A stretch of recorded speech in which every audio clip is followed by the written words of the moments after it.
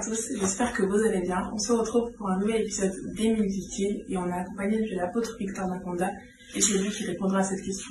La question qu'on va se poser, c'est on voit souvent de nos jours différents types d'églises. Des églises en ligne, des églises en bâtiment ou des églises qui se trouvent à la maison. Qu'est-ce que vous en pensez? Quelle est votre opinion là-dessus? Alors, mon opinion, je vois les difficultés de plusieurs églises. J'en fais partie moi-même aussi. Nous aimons bien embellir nos lieux de culte. Tout le monde a un projet. Nous devons acheter un bâtiment. Ce n'est pas mauvais. L'église de maison, l'église primitive, dans Actes chapitre 2, verset 40, les apôtres étaient dans les maisons. C'était ça même la conception des églises primitives. Et jour d'aujourd'hui, avec la modernité, nous avons les réseaux sociaux, les églises en ligne. Moi-même aussi, je l'ai fait, c'est le progrès. Je ne suis pas contre. Mais laissez-moi vous dire que tout ça sont des lieux de rassemblement.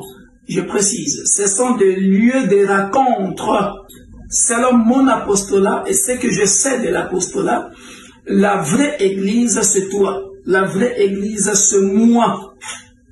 Car la Bible dit dans 1 Corinthiens chapitre 6, verset 19 à 20, « Ne savez-vous pas que vous êtes le temple du Saint-Esprit et que vous ne vous appartenez pas à vous-même » Vous voyez, l'église bâtiment peut appartenir à une église ou à quelqu'un, au pasteur, comme aujourd'hui on a des pasteurs qui disent « c'est mon église ». Tant mieux pour eux, s'ils ont beaucoup d'argent. La maison, ça appartient à quelqu'un. On est dans ma maison. La ligne ou les réseaux sociaux, c'est une page de quelqu'un. Mais la Bible dit dans Matthieu chapitre 24, verset 35, « Mes paroles ne passeront pas, mais tout passera. » Nous devons savoir, la vraie église, c'est l'être humain. Et voilà pourquoi mon apostolat à moi, ça c'est moi. Je me bats pour bâtir les êtres humains, bâtir les âmes par les enseignements. Dans la conception de Dieu, tu es le temple du Saint-Esprit. Si tu lis 1 Corinthiens chapitre 6, 19, il dit « Glorifiez donc Dieu dans votre corps ».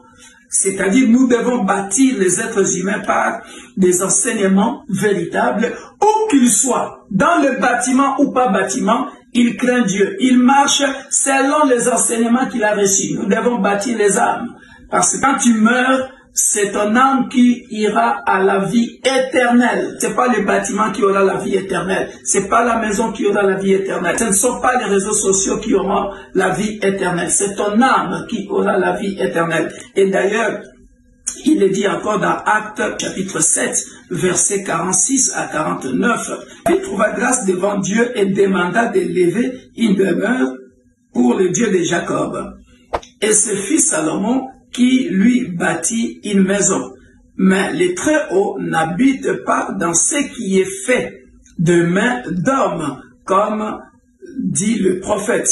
Le ciel est mon trône et la terre mon marchepied.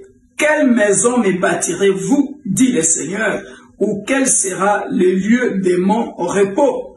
N'est-ce pas ma main qui a fait toutes ces choses? Vous voyez? Donc, Dieu, ce qui compte pour lui, c'est ton âme. Où ira ton âme quand il va quitter ce monde? Voilà pourquoi j'ai dit, je dois bâtir les êtres humains, bâtir les âmes, selon 1 Corinthiens 6, 19 à 20. Parce que Dieu habite en toi. Quand il reçoit Jésus-Christ comme ton sauveur et Seigneur, Dieu vient là. Il habite maintenant chez toi. Tu te promènes avec lui dans n'importe quel bâtiment. Merci beaucoup. J'espère que maintenant vous avez compris. Et si vous n'avez pas reçu Jésus comme votre sauveur et Seigneur, acceptez-le. Il sera là pour vous. Au revoir. Au revoir, bien-aimé. L'église bâtiment, c'est bien, mais c'est d'abord toi. La vraie église, c'est toi. Crains Dieu, parce que Dieu habite en toi. Son esprit est en toi.